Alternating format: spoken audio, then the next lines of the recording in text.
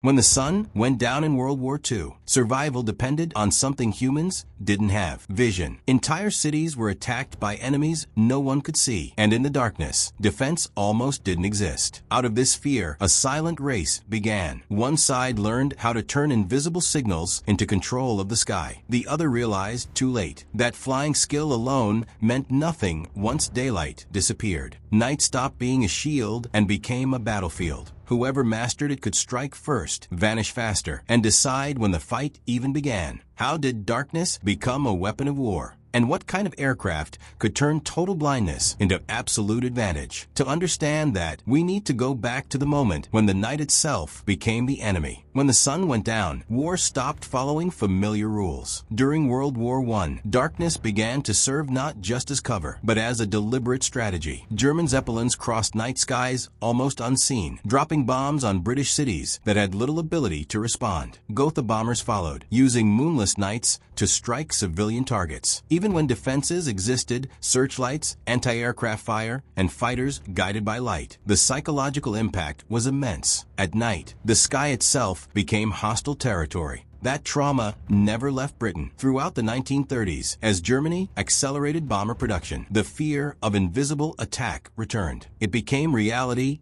during the Blitz. Night after night, German bombers struck London and other cities, exploiting a brutal truth. In darkness, defense was nearly impossible. The end of daylight marked the beginning of a different kind of war, one where visibility meant survival. Britain responded by building an advantage where others had not. Along the coast, a chain of radar stations began scanning the skies over the North Sea. In ground control rooms, operators watched glowing echoes sweep across cathode ray screens, detecting incoming aircraft long before they could be seen or heard. Fighters were then guided by radio toward enemy positions. This was an air war fought with invisible signals, coordinated from ground to sky. But the British did not stop there. In secret, they began fitting aircraft with airborne radar. This was a fundamental shift.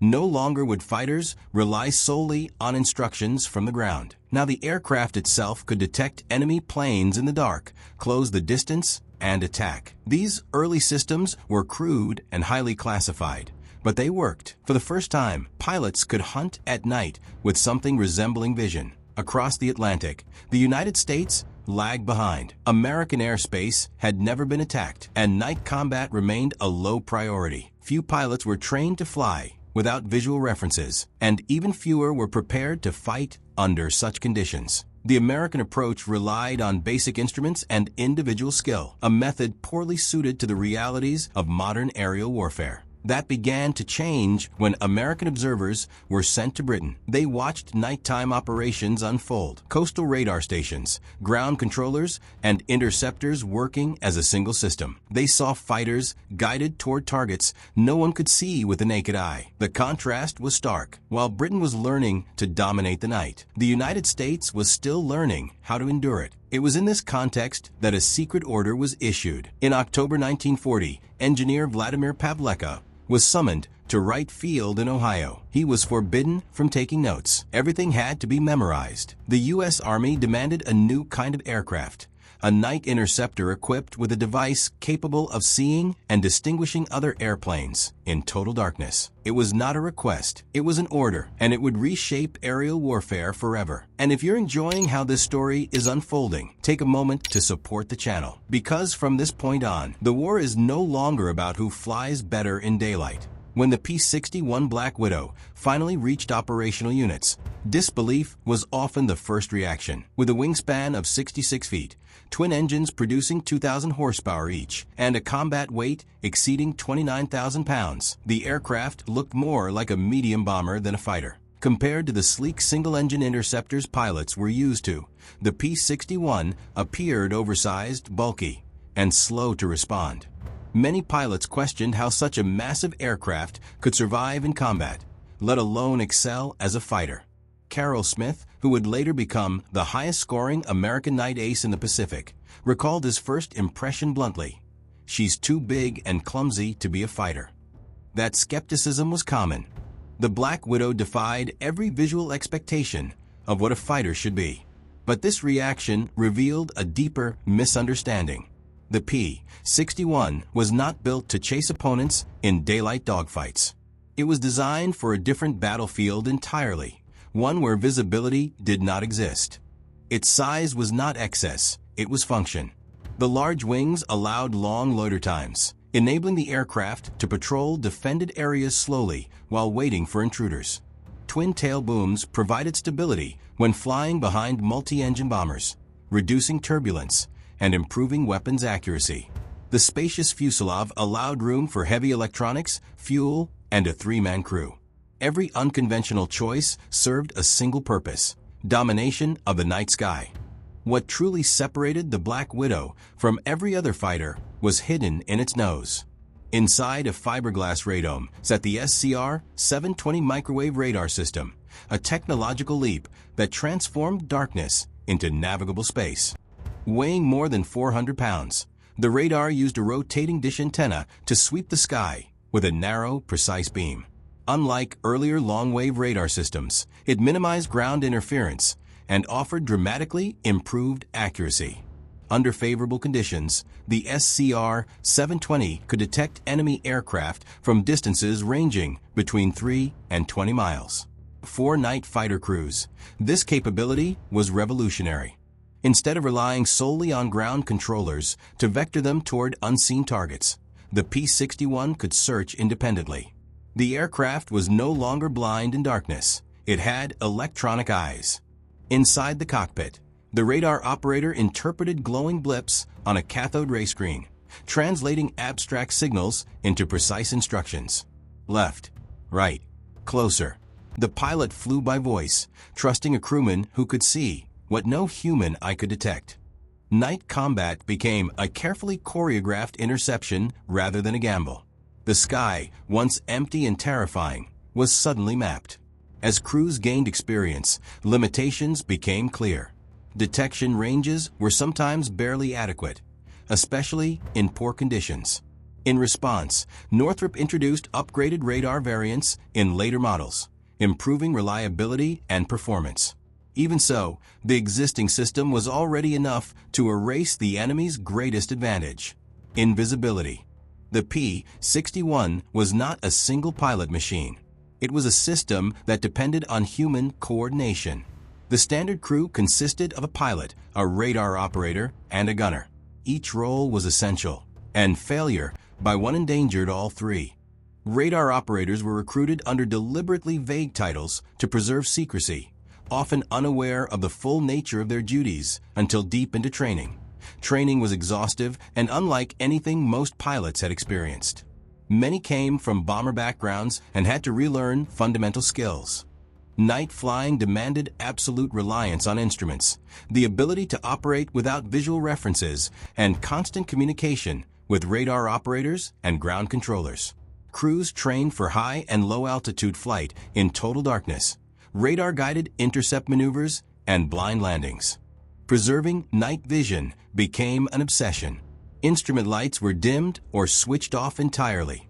Pilots avoided looking at bright lights on the ground. Oxygen was used from takeoff, not just at altitude, to improve visual acuity. Crews learned to close one eye when firing weapons to protect it from muzzle flash.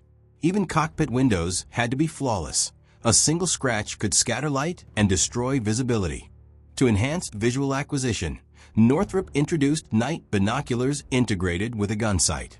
These devices amplified available light and allowed pilots to see 4 times farther than the naked eye. Folded against the canopy when not in use, they represented another layer of sensory advantage.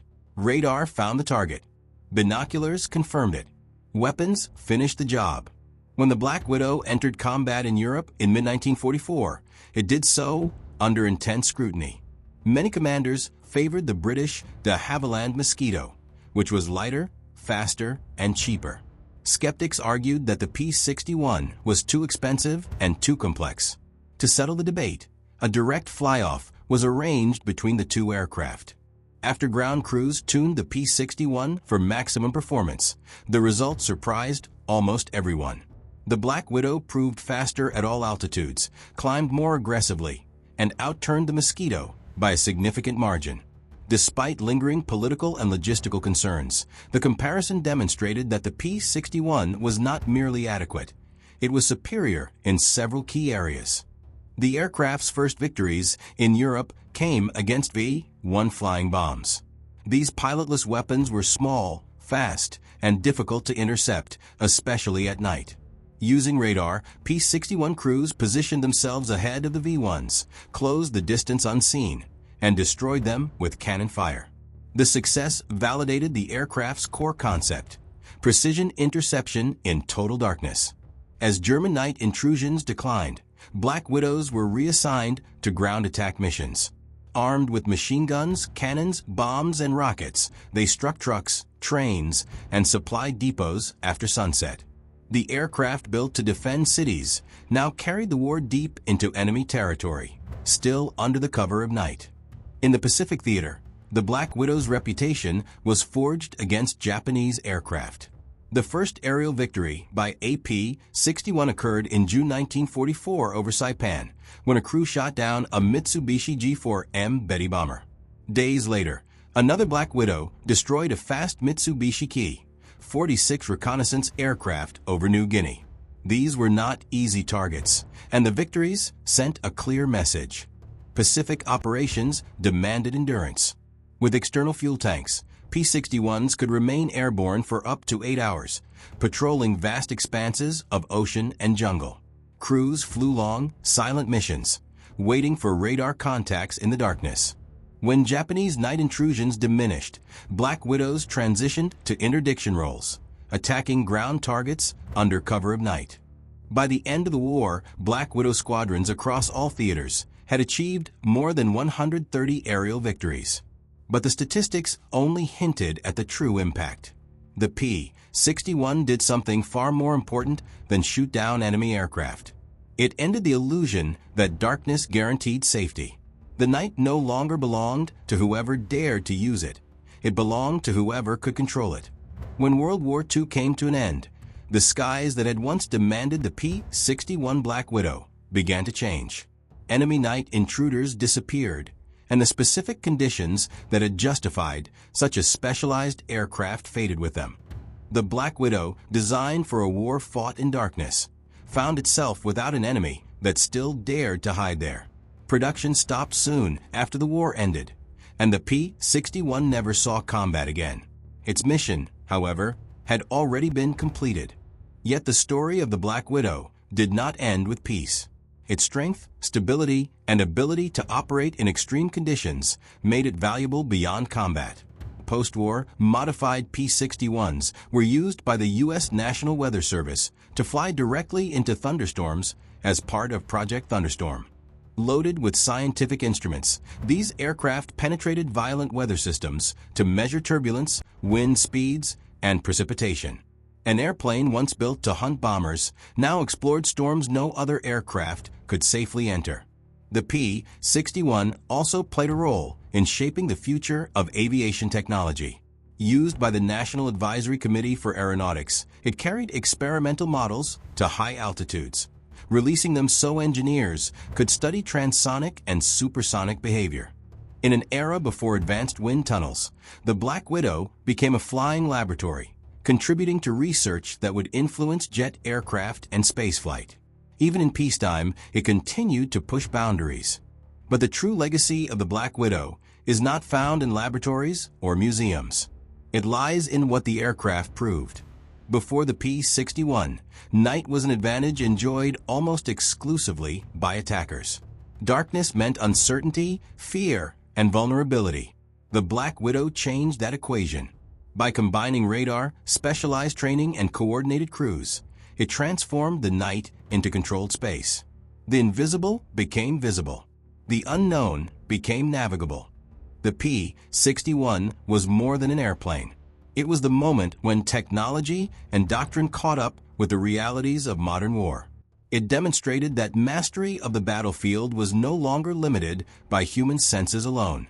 In doing so, the Black Widow delivered a lasting lesson. Darkness is only an advantage until someone learns how to see through it.